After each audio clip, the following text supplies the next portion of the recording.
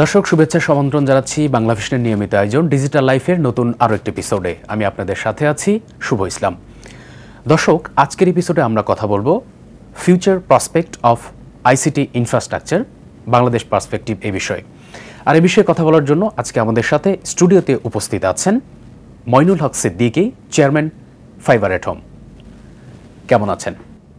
জি, ভালো আছি। আপনাকে ধন্যবাদ এবং আপনার দর্শকদেরকে শুভেচ্ছা। মইনুল ভাই, প্রথমেই আপনাকে ধন্যবাদ দিয়ে একটা প্রশ্ন দিয়ে শুরু করতে চাই। বিশেষ করে বর্তমান বাংলাদেশের যে আইসিটি ইনফ্রাস্ট্রাকচার, এই বর্তমান পরিস্থিতি কি? আমাদের ICT infrastructure still under development স্টেজে আছি আমরা, but it's a quite a journey. Last যদি ডিকেডের কথা চিন্তা করেন অথবা লাস্ট 20 years আমি যেভাবে দেখেছি, lot of small medium players are involved into the whole system.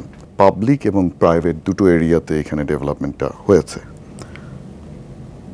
Public development বিশেষ করে আমাদের গভর্নমেন্টের কিছু organization, PTCL, network and telecommunication এরিয়াতে কাজ করেছে। আইসিটি মিনিস্ট্রি থেকে data centre and few other projects তারা করেছে। এখানে A2I বলে একটা অর্গানাইজেশন বেশ কিছু ইনফ্রাস্ট্রাকচারের জন্য ডেভেলপমেন্টে কাজ করেছে। রেজাল্ট নিয়ে অনেকের অনেক কোশ্চেন আছে, বাট কাজ করেছে, তারা বেশ কিছু চেষ্টা করেছে অ্যাটলিস্ট। আর অন্যদিকে যদি আমি প্রাইভেট সেক্টরের কথা বলি, প্রাইভেট সেক্টরে কিন্তু বেশ ম্যাসিভ ডেভেলপমেন্ট হয়েছে compare to the public side. Telecom অপারেটরসগুলো এখন পেনিট্রেশন ভেরি হাই বাংলাদেশে। পৃথিবীর অনেক দেশের সাথে ঈর্ষা করার মতো আমাদের টেলিকম পেনিট্রেশন আছে। এগুলো করতে গিয়ে ডেফিনেটলি একটা ইনফ্রাস্ট্রাকচার তৈরি হয়েছে, টেলিকমিউনিকেশন ইনফ্রাস্ট্রাকচার যেটাকে আমরা বলি। এর বাইরে আইএসপিরা অনেক কাজ করেছে, ছোট ছোট নেটওয়ার্ক কান্ট্রি ওয়াইড বিভিন্ন জায়গায় ডেভেলপড হয়েছে। আমাদের মতো 2-3টে লাইসেন্সই প্রাইভেট সেক্টরে ইনফ্রাস্ট্রাকচার, যেটাকে fibre optic network country wide ডেভেলপমেন্টের জন্য ম্যান্ডেট ছিল। গভর্নমেন্ট বোধহয় লাস্ট 15 years আগে প্রথম লাইসেন্স দেয়। ওগুলো নিয়ে কাজ করে বেশ বড় নেটওয়ার্ক তৈরি করেছে। Almost 120-130,000 kilometre of fibre cable network কান্ট্রির অলমোস্ট এভরি ইউনিয়নে পৌঁছে গেছে। ক্লোজ টু, অল্প কিছু ডিফিকাল্ট টেরেনে এখনও বাকি আছে আমাদের নেটওয়ার্ক করা। হিলি টেরেন আছে, বেশ কিছু আইল্যান্ডস আছে, আর ওয়াটার বডি আছে, এরকম অনেকগুলা উপজেলা ইউনিয়ন আছে, সেখানে এখনও কিছু ডিফিকাল্টিস আছে, বাট বাকিগুলা কানেক্টেড। এর বাইরে আমাদের স্যাটেলাইট দিয়ে কিছু কানেক্টিভিটি করা হয়েছে রিমোট এরিয়াতে। ওভারঅল ইনফ্রাস্ট্রাকচার আমি বলবো নট ব্যাড, বাট এটার ইউটিলাইজেশনটা সেভাবে হচ্ছে না। দিস ইজ ট্রু যে এটাকে আরও হয়তো বেটার ইউটিলাইজেশনে আনা যায়। যেমন 5G স্পেকট্রাম আমরা গভর্নমেন্ট থেকে বিড করে দেওয়া হয়েছে, কিন্তু 5G এখনও লঞ্চ করা যায়নি। এটা ডিমান্ড সেভাবে নাই, হিউজ ইনভেস্টমেন্ট, সেটার সাথে আমরা ডিমান্ডগুলো ক্রিয়েট করতে পারিনি। এখানে আমাদের সামগ্রিকভাবে অনেক কাজ করার বাকি আছে। রাইট। তো আপনার কথার সূত্র ধরেই যদি জানতে চাই, এই যে ইনফ্রাস্ট্রাকচারগুলো রাইটলি আমরা ব্যবহার করতে পারছি না কেন, কি কি কারণ আছে বলে আপনি মনে করেন?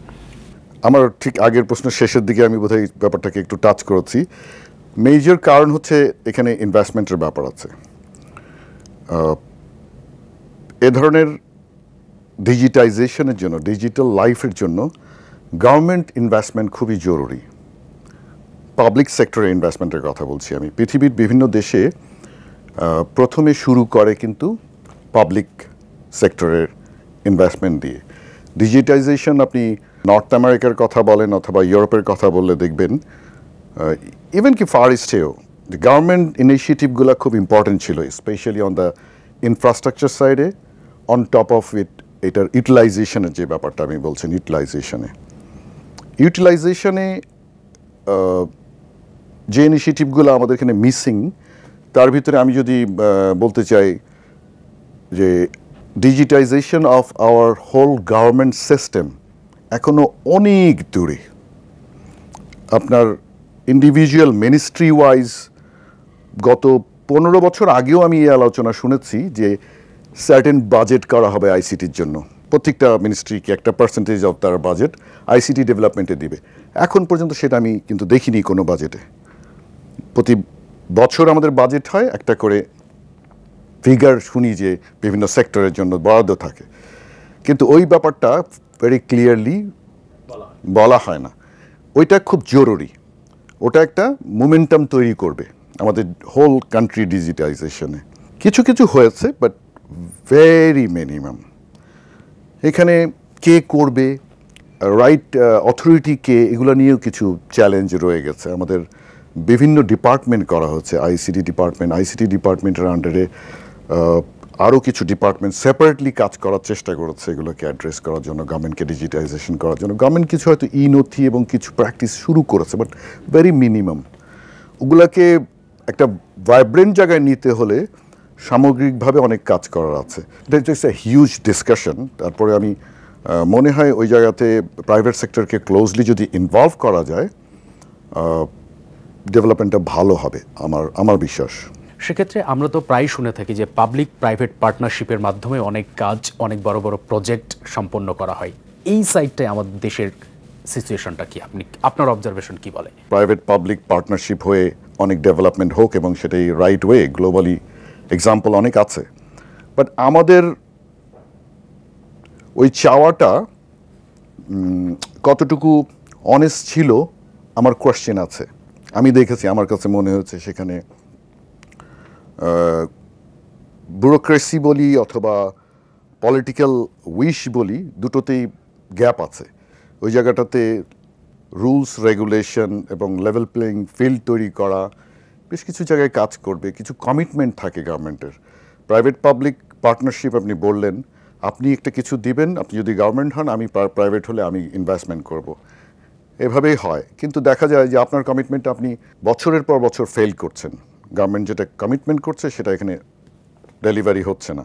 এটা হচ্ছে one of the major reason এগুলা পিছিয়ে যাওয়ার। আর পিছনের ব্যুরোক্রেসিটা খুবই মারাত্মকভাবে কষ্টদায়ক। এই জন্য অনেকে ইনভেস্টমেন্ট করতেও ইন্টারেস্টেড হয় না। অনেক বড় প্রজেক্ট করা সম্ভব প্রাইভেট পাবলিক পার্টনারশিপে। কমপ্লেক্স প্রজেক্টে আপনাকে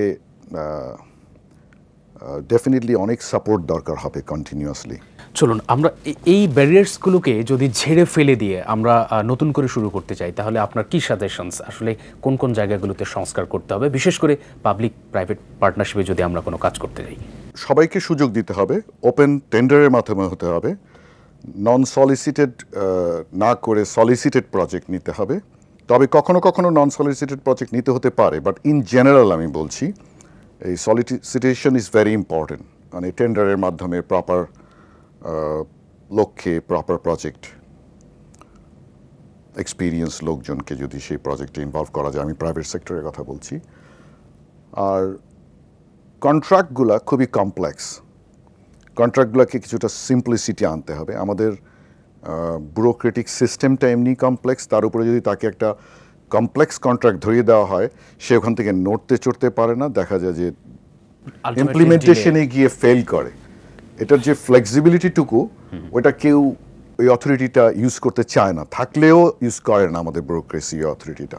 আর of course investment is very important. এটা ট্রু ইনভেস্টমেন্ট। আপনার আমাদের ব্যাঙ্কগুলোর ক্যাপাসিটি বেড়েছে, ইন্ডিপেন্ডেন্ট ইন্ডিভিজুয়ালস যারা বিজনেসম্যান আছে, বিজনেস হাউস আছে, তাদেরও এখন ইনভেস্টমেন্ট করার ক্যাপাসিটি বেড়েছে। তো রাইট প্রোডাক্ট গভর্নমেন্টের রাইট সাপোর্টে ডেলিভারি দেওয়া সম্ভব। এগুলোকে একসাথে করতে হবে, কারণ একজন এন্টারপ্রেনার অথবা একজন ইনভেস্টর একটা পোর্শন ইনভেস্ট করে, কিন্তু প্রজেক্টটার মেজর টাকা আসে কিন্তু সাম ডেটার্স, যারা ব্যাংকস, ইনভেস্টমেন্ট কোম্পানিজ, তারা এখানে ইনভেস্টমেন্ট করে। তো তাদের ইনভেস্টমেন্ট কিছু ক্রাইটেরিয়া থাকে, লাইক আপনি একটা প্রজেক্ট করবেন, প্রজেক্টের পাবলিক সাইড থেকে আপনি আছেন, আপনি সেখানে এমন কিছু ক্লজ দিলেন, আপনি নিজেই বুঝেন না যে how the investment scenario works, under which condition he will be able to get the funding from the financial institution. এটা আপনি না বুঝে আপনি কতগুলো রিজিট কন্ট্রাক্টের ভিতরে লিখে ফেলেন। বিজনেসম্যানরা ট্রাই করে এগুলোকে ওভারকাম করার জন্য, কখনো কখনো কম্প্রোমাইজ করে সেগুলোতে এগ্রি করে, পরে ডেলিভারি করা ভেরি ডিফিকাল্ট হয়ে যায়।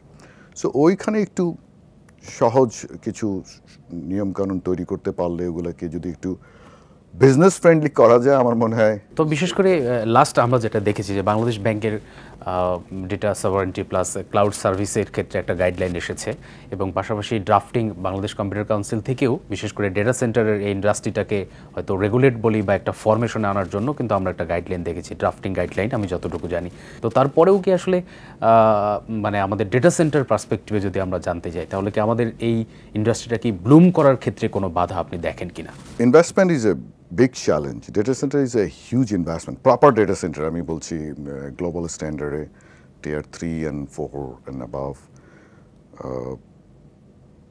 ওই ইনভেস্টমেন্টগুলো হলে ইউটিলাইজেশন ইউজেস, এখন পলিসির যে কথাটা বললেন যে গাইডলাইনটার একটা ড্রাফট গাইডলাইনের কথা বললেন, আমার ধারণা এখানে বোধহয় কোনো একটা আবারও ভুল হতে যাচ্ছে। এটা উল্টো দিকে চলে যেতে পারে যে ডেভেলপমেন্টের এক্সপেকটেশন আপনি করছেন, সব কিছুকে রেগুলেশন দিয়ে উচিত না কন্ট্রোল করা। আবার এমনি গ্লোবালি আপনার ডেটা সেন্টার ক্লাউড এগুলো কিন্তু কোনো রেগুলেটেড ইন্ডাস্ট্রি না, ইটস ওপেন ইন্ডাস্ট্রি। আপনার ডেটা আপনি একটা ভল্টে যেরকম আপনি টাকা রাখেন ওখানে আপনি একটা ভল্টে আপনার ওটা রাখছেন, কিন্তু এই ইন্ডাস্ট্রিটাকে ফ্লোরিশ করতে দেওয়ার জন্য এখনই এইসব জিনিসগুলো চাপিয়ে দিলে স্লো হয়ে যাবে ডেভেলপমেন্টটা। এটা হোক, ডেভেলপড হতে দেওয়া উচিত। এই মুহূর্তে আপনার কাছে একটু জানতে চাই, বিশেষ করে আইসিটি ইনফ্রাস্ট্রাকচার যদি আমাদের ডেভেলপমেন্টটা খুব ভালোভাবে হয়, ফ্লোরিশটা খুবই ওয়েল হয়, তাহলে সেক্ষেত্রে এই ডেভেলপমেন্টটা আমাদের ইকোনমিক্যালি কি গ্রোথে কি পরিমাণ ভূমিকা রাখবে বলে আপনি মনে করেন?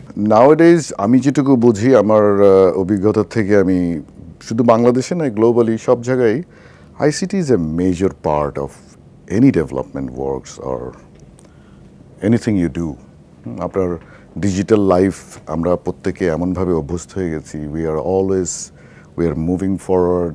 আপনার ঘড়ি যেটা পরে আছেন, আমি যে ডিভাইস নিয়ে ঘুরছি, এগুলো প্রত্যেকটাতে always we are generating new data. আমরা কথা বলছি এখন, we are generating new data. So it is a integral part of our life now. এখানে ডিজিটাল লাইফ বলে, ডিজিটাল সিস্টেম বলে আলাদা কিছু না, it's a part of our integrated into our life. So এইখানে এগুলোকে সিস্টেমেটিক যদি আমরা ভাবে ডেভেলপমেন্ট করতে পারি, অবশ্যই এটার একটা বড় ইম্প্যাক্ট আমাদের ইকোনমিতে আছে। আমাদের হোল গভর্নমেন্ট সিস্টেম, যেটার কথা একটু আগে আলাপ করছিলাম, যে ডিজিটাইজেশনের মাধ্যমে আমাদের যে মেজর প্রবলেমগুলো, এগুলো অনেকগুলা অ্যাড্রেস করা সম্ভব। আমাদের আপনি corruption is one of the biggest problem of our country. আপনি যদি সিকিউরিটি সার্ভিলেন্সের কথা বলেন, সিকিউরিটির কথা বলেন, এইটা ডিজিটাইজেশনের মাধ্যমে অনেক বড় অংশে সলভ করা সম্ভব। আমাদের ব্যাংকিং সিস্টেম মানুষের যে কাজগুলোকে অনেক সহজ করে দিয়েছে। গত 5-7 বছর তো দেখছেন খুব মানে হাইলি অটোমেটেড ব্যাংকিং চালু হয়েছে কিন্তু বাংলাদেশে, কমন গেটওয়েগুলো তৈরি হয়ে গেছে। সো লাইফ কিন্তু মাচ ইজিয়ার হয়েছে আগের মতো ওই সার্ভিসটাতে। এরকম প্রতিটা এরিয়াতে যদি ইনভেস্টমেন্ট ইজ ভেরি ইম্পর্ট্যান্ট, ইনভেস্টমেন্টের বিকল্প নাই। এখানে পাবলিক সেক্টর থেকে ইনভেস্টমেন্টটা খুবই গুরুত্বপূর্ণ। আমি বারবার বলছি, পাবলিক সেক্টরের ইনভেস্টমেন্ট না হলে প্রাইভেট সেক্টরও আগিয়ে আসবে না। আমাদের অনেকগুলা কোম্পানি সফটওয়্যার, হার্ডওয়্যার, নেটওয়ার্ক নিয়ে কাজ করছে। It's a good number of companies আছে কিন্তু ছোট একটা দেশে। এদেরকে যদি মনে করে যে আমাদের স্ট্রং টুল, এদেরকে মনে করতে হবে, আপনি যদি গভর্নমেন্ট চালান আপনাকে মনে করতে হবে দিজ আর ইয়োর টুলস। এদেরকে কীভাবে ইউটিলাইজ করে আপনি ডিজিটাইজেশনটা করবেন এবং ইকোনমিক ডেভেলপমেন্টটাতে এদেরকে ইনভলভ করবেন, এগুলা সূক্ষ্মভাবে যদি গ্রুপ অফ পিপল প্রপার ইউটিলাইজেশনের মাধ্যমে আমার একটা মনে হয় বড় ইম্প্যাক্ট আনতে পারবে আমাদের ইকোনমিক ডেভেলপমেন্ট। সেটা আমরা আরেকটা বিষয় একটু জানতে চাই। বিশেষ করে আমরা জানি বাংলাদেশকে কিন্তু আইসিটি ইনফ্রাস্ট্রাকচার হাব হিসেবেও গঠন করা যেতে পারে। একটা মানে বৈশ্বিকভাবে নজর কাড়ার জন্য আমরা এই কাজগুলো করতে পারি। সেক্ষেত্রে আসলে করণীয় কি? আমাদের এখন অলমোস্ট 10,000 আইটি গ্র্যাজুয়েট প্রতি বছর আমরা বের করছি। আই হ্যাভ কোয়েশ্চেনস, আপনারও কোয়েশ্চেন থাকতে পারে, হোয়াট কোয়ালিটি? হ্যাঁ, কিন্তু ইন জেনারেল আমাদের ছেলেদের একটা দেখা গেছে যে এই ল্যান্ডের কম্পারেটিভলি ইন্টেলিজেন্ট, কিন্তু আমরা হয়তো তাদেরকে রাইট ট্রেনটা করতে পারছি না, রাইট এডুকেশনাল যে সাপোর্টটা সেটা দিতে পারছি না। ওই জায়গায় আরেকটু কাজ করলে কোয়ালিটিটাও ডেভেলপড হবে। এখন কোয়ান্টিটিটা আমরা করেছি, একটু কোয়ালিটি ডেভেলপমেন্ট করতে পারলে একটা বড় উপকার হবে। আর বাংলাদেশকে হিউম্যান রিসোর্স দিয়েই তো প্রথম, এটা আমার যে প্রথম সমস্যা, এটা আমাদের আছে, এটাকে কোয়ালিটিটিভ একটু ডেভেলপমেন্ট করা, ওখানে কিছু ইনভেস্টমেন্ট করা। আর একটা বড় এরিয়া হচ্ছে যে আমরা এমন একটা জায়গায় আমাদের বাংলাদেশটা যে আশেপাশে আমি এখন যেখানে বসে আছি আমরা ঢাকায়, we are center of you can say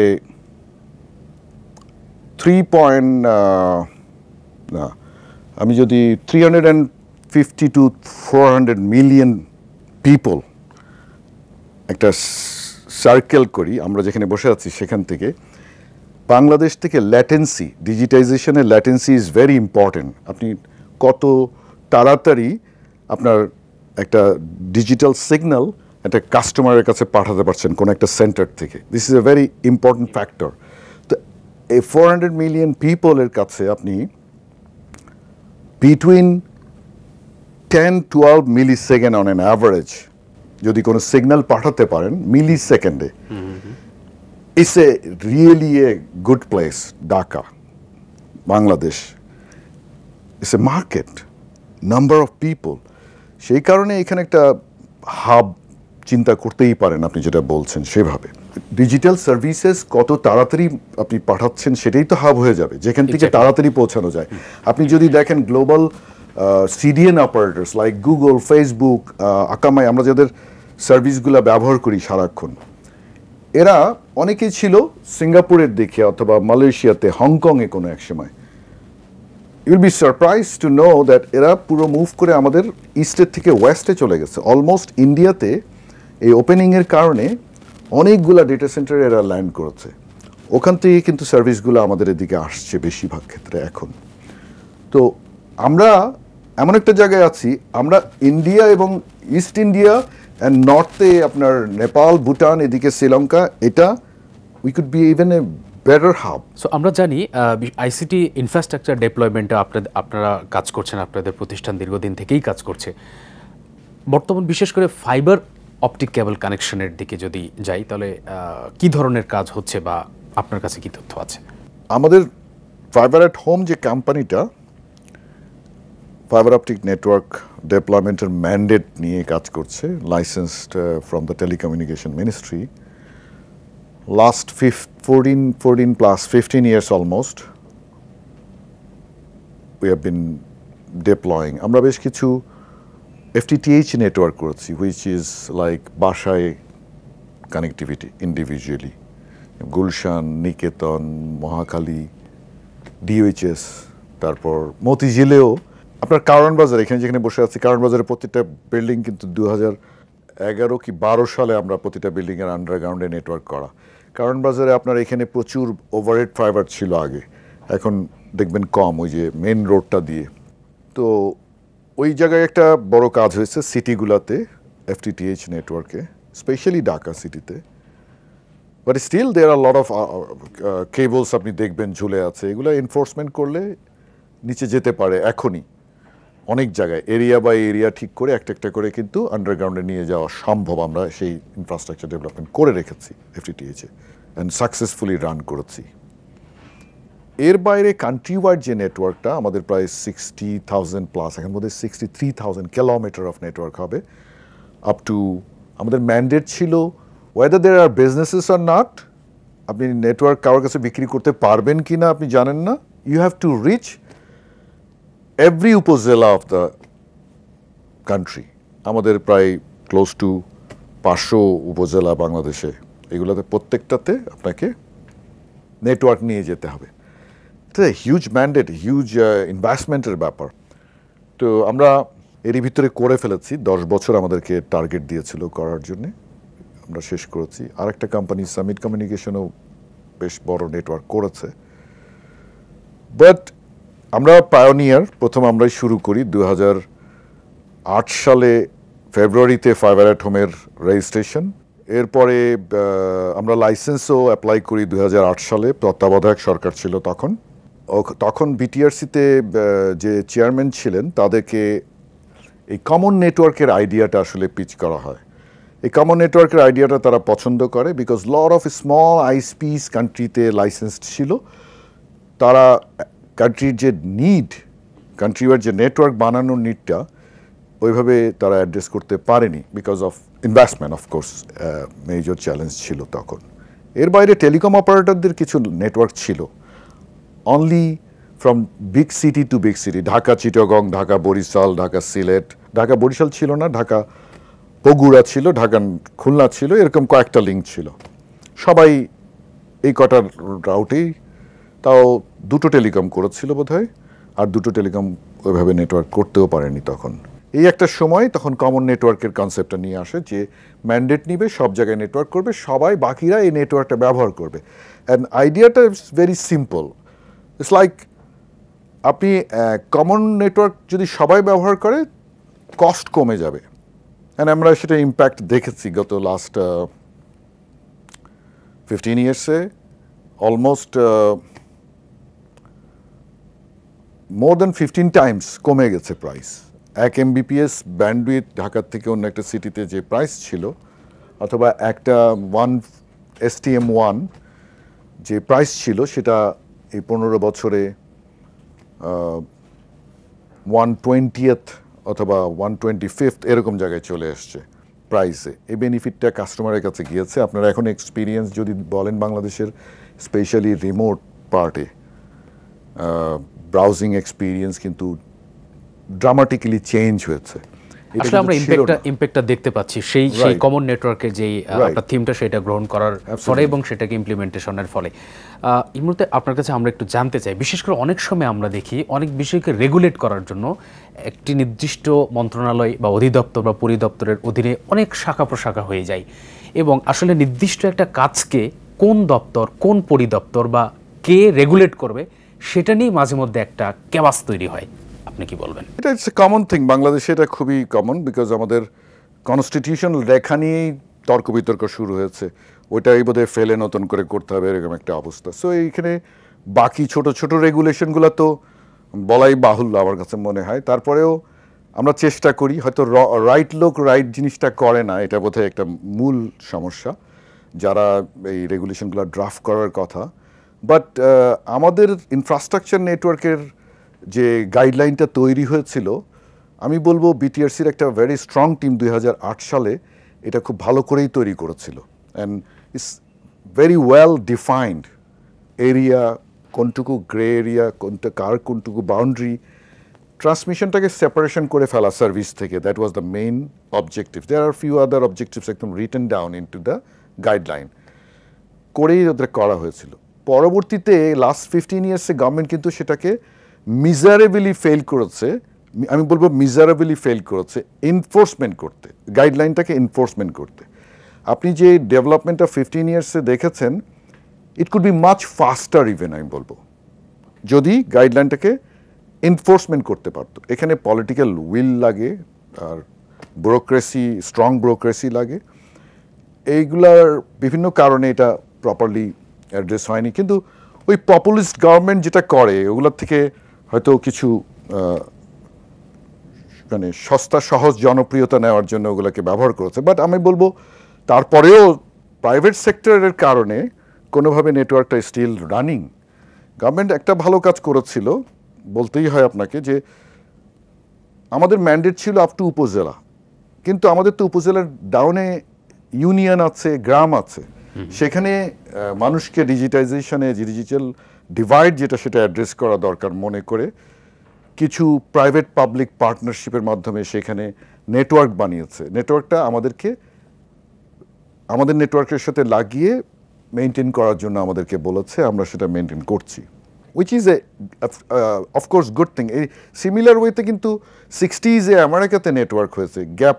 gap যে জায়গায় ছিল আমেরিকাতে, কিন্তু AT&T, ভেরাইজন এরা যখন নেটওয়ার্ক করে, অনেক রিমোট এরিয়ায় মানুষ খুব কম, ডেন্সিটি কম, নেটওয়ার্ক বানানোটা ফিজিবল হয় না। গভর্নমেন্ট তখন কিন্তু সেখানে তাদেরকে গ্যাপ ফান্ডিং করেছিল, সেই কারণে চাই যে আসলে আমাদের কান্ট্রি যে ইনফ্রাস্ট্রাকচার, বিশেষ করে আইসিটি ইনফ্রাস্ট্রাকচার নিয়ে আমরা কথা বলছি, সেটি আরও দ্রুত ডেভেলপমেন্ট হোক এবং সেটা কার্যকরী হওয়ার মাধ্যমে সেটি আমাদের অর্থনীতিতে প্রভাব ফেলুক। আপনার কাছে লাস্ট প্রশ্ন, উইদিন 5 ইয়ার্স বাংলাদেশের আইসিটি ইনফ্রাস্ট্রাকচারকে কোথায় দেখতে চান? আইসিটি ইনফ্রাস্ট্রাকচার কন্টিনিউয়াসলি আরও ডেভেলপড হবে। আমি আশা করছি যে আমাদের ভিলেজ লেভেল পর্যন্ত নেটওয়ার্কটা স্কুলগুলা কানেক্টেড হয়ে যাবে, উইচ ইজ ভেরি ইম্পর্টেন্ট, যেটা আমরা মিস করছি। এর ভিতরে গভর্নমেন্ট অনেক আলাপ আলোচনা হয়েছে লাস্ট 7-8 ইয়ার্সে, বাট আমি সত্যিকার অর্থে এফেক্টিভ কোনো রেজাল্ট আমি দেখতে পারিনি। প্রজেক্টগুলা, কয়েকটা প্রজেক্ট নিয়ে গভর্নমেন্ট ট্রাই করেছে, বাট এখানে আমি মনে হয় যদি ট্রু সেন্সের রাইট লোকজন এটার পিছনে কাজ করে, এটাকে ভিলেজ লেভেলের স্কুল কলেজ এবং মানুষের বাসায়ও নেওয়া সম্ভব, very much possible and feasibly run করা সম্ভব কমন নেটওয়ার্কের মাধ্যমে। এক, দুই হচ্ছে এর বাইরে আমাদের এটা তো একটা নেটওয়ার্কের ইনফ্রাস্ট্রাকচার, আমাদের ডেটা সেন্টার, ক্লাউড এবং ডিজিটাল লিটারেসি এগুলার ডেভেলপমেন্টেরও দরকার আছে। সেখানে যদি পাবলিক সেক্টরে, আমি আবারও বলবো, পাবলিক সেক্টরে ইনভেস্টমেন্ট অ্যান্ড পাবলিক সেক্টরে ইনভেস্টমেন্ট, এইটা যদি প্রপারলি হয়, মিনিস্ট্রিগুলো প্রপারলি যদি বাজেট পায়, আপনার ভাইব্রেন্সি আসতে বাধ্য, ছোট ছোট অনেক কোম্পানি তৈরি হবে, ছেলেরা অনেক কাজ পাবে। আমাদের যে কোনো একটা ছেলে ভাবতেই পারে না এই দেশে আইসিটি ডেভেলপমেন্টের কোনো কাজ থাকতে পারে, প্রথমেই চিন্তা করে গ্লোবালি কোন দেশের আইসিটি ডেভেলপমেন্ট করছে। ওগুলো কিন্তু কোনো না কোনো দেশের জন্য কাজ করছে ছেলেগুলো, আমাদের ছেলেগুলোই তো আমাদের দেশের জন্য ডেভেলপমেন্টে কাজ করতে পারে যদি গভর্নমেন্ট একটা ইনিশিয়েটিভ নেয়। আমাদের ফ্রিল্যান্সারদেরকে নিয়ে আমরা খুব প্রাউড করি, they are working for developing other countries basically.